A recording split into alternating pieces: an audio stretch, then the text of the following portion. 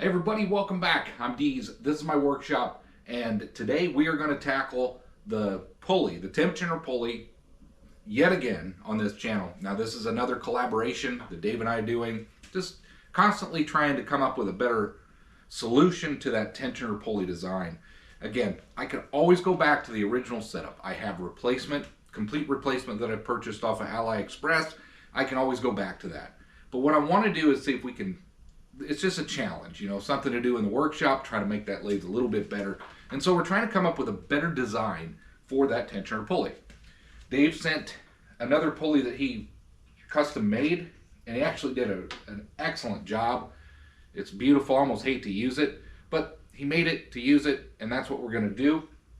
So the idea is to go back to the roller bearings and somehow have them, instead of being smashed together, instead of being back to back and smashed together, have a spacer between them so that when you tighten them down, they can't really shift or move on that shaft.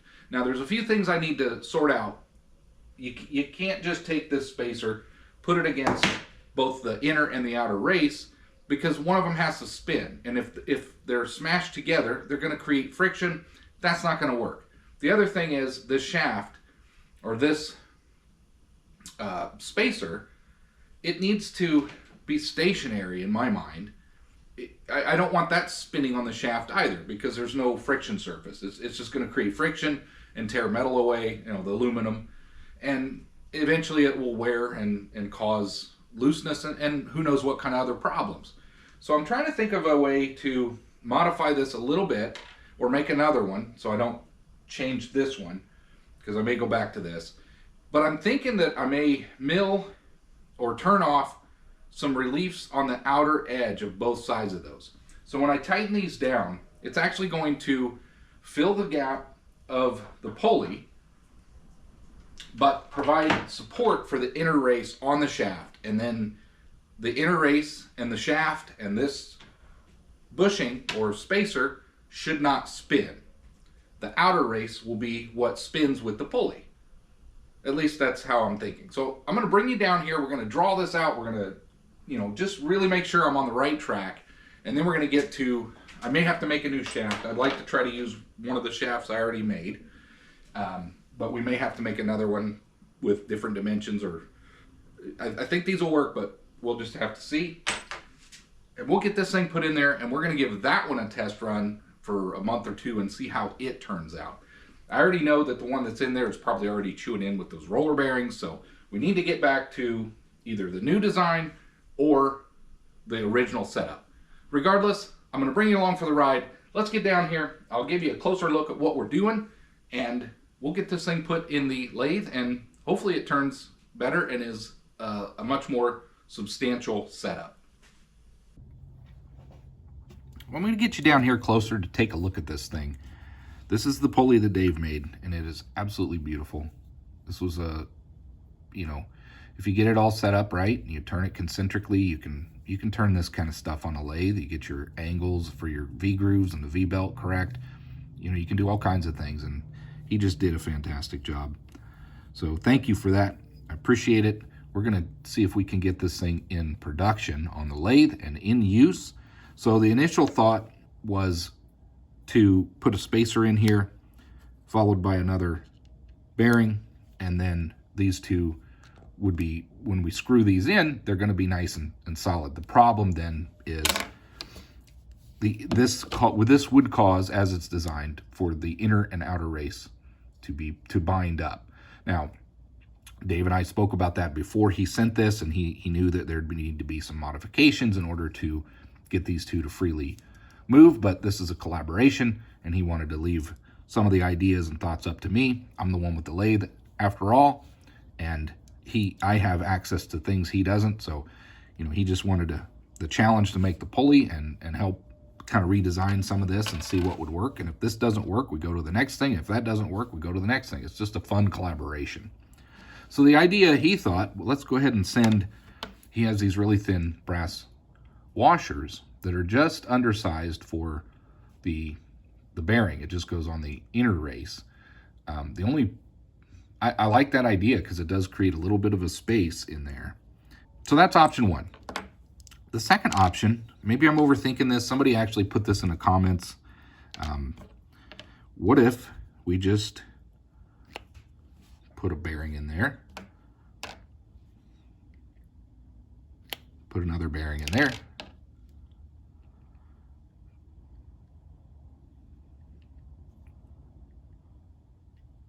put another bearing in there,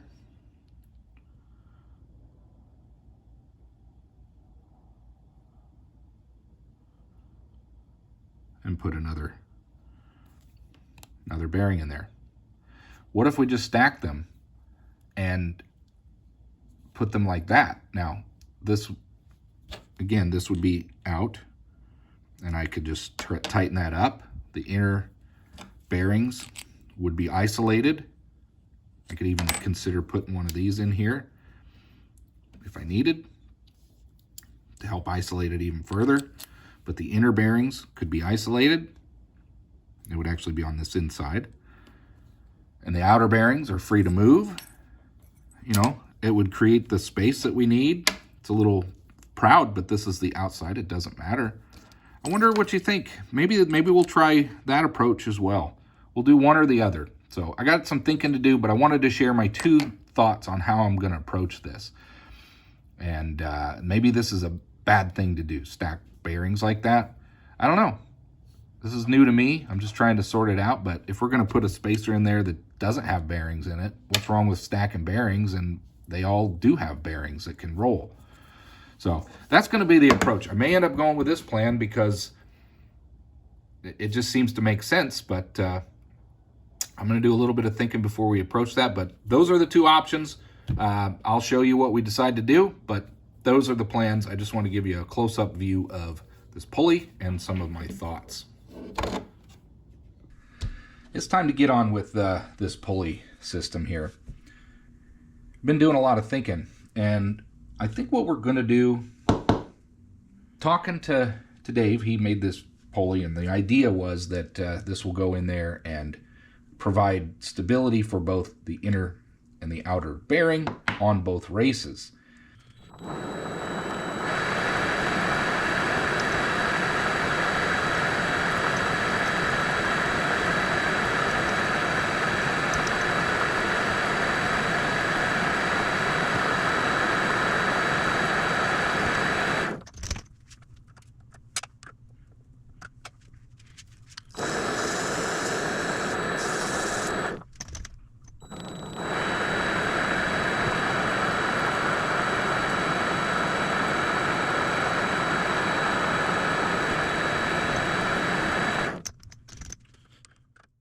All right, here we go again. This will probably be the last time that I record this whole tensioner pulley thing. I was just gonna try, the whole thing's been an experiment to see if we can increase the stability of that thing. I know that this, I haven't taken this out. I've done a few projects.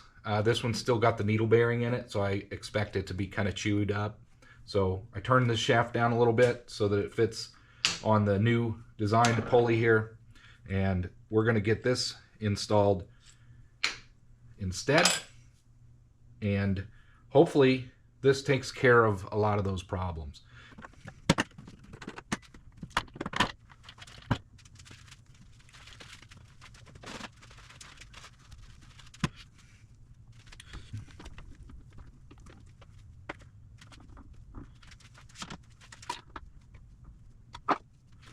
Oh, another thing I want to check, just double check there we go.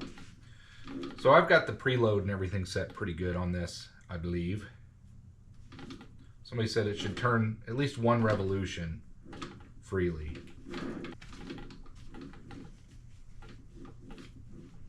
I don't think I need to mess with that. I think that's pretty good.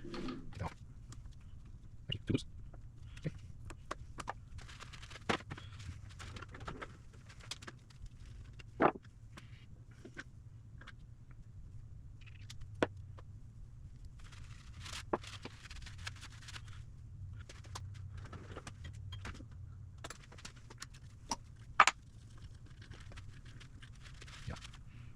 Now this was the stainless. It's actually holding up.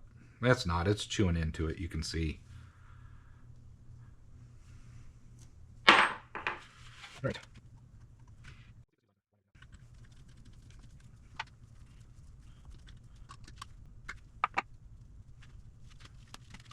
Here's the new pulley. Here's the spacer and the other bearing. I'm going to go ahead and put those washers in there.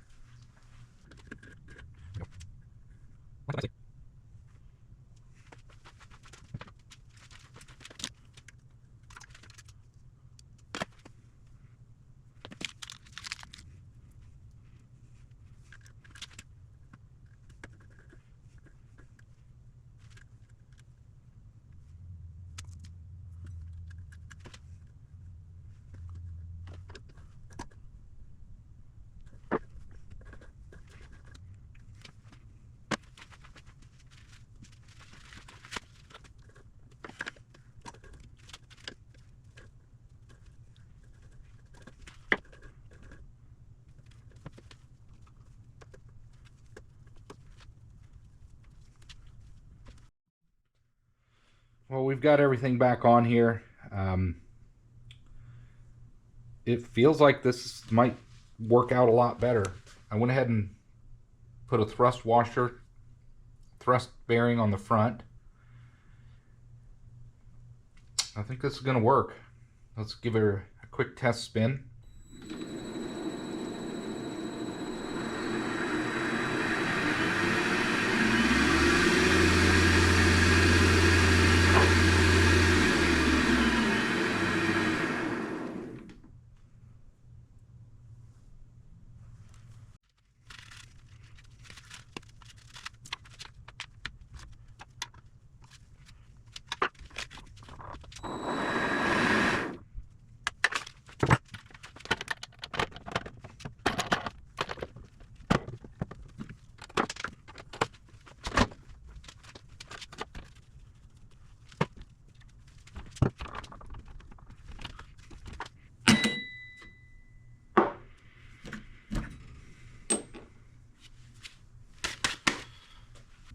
Well, I think it's time that we close out the saga of the tensioner pulley. I think that setup is going to be much more rigid. If it's not, I'll figure something else out. But for now, that's the setup we're going to go with. It seems to be pretty nice and solid back with those two roller bearings again. Here's the stainless steel shaft that I hardened, and if you can harden it, I attempted to harden it, and it was already starting to dig into this one as well, which we knew was going to happen, so that's not a surprise. Here's the old thrust bearing. Pretty greasy. A lot of that's steel and aluminum shavings. Here's the original pulley I had. And it's got this spacer in here. It's starting to get chewed up as well.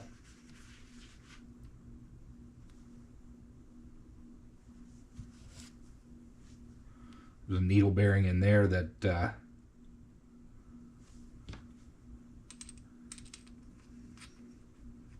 I believe that's failed. Sure looks to be failed to me. And then there's a needle bearing up here,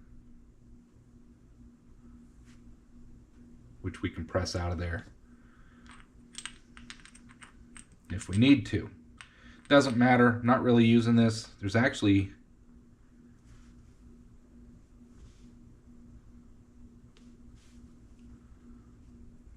looks like there's a groove in there. Yeah. So this has the area for the C-clip there.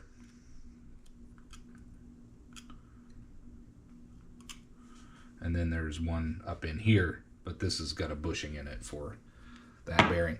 All right, I'm just rambling on now. We're gonna put this aside, put this in our spare parts bin. The saga of the tensioner pulley in my book, I'm closing it out. Anyway, it just shows you that there's all kinds of modifications you can do to these lathes. If you start having trouble, just start thinking about ways to improve the situation and come up with a plan. Bounce ideas off of these YouTube channels that are out there, these hobby shop machine channels, everybody's awesome. They want to help. If you throw messages out there, they respond, and they just like to see the hobby shops having success and having fun in the workshop. So hope you enjoyed. I want to close this out. No more tensioner pulley stuff for me. I'm not a video anyway, and I'm going to get on to that next project. Thanks for watching, everybody.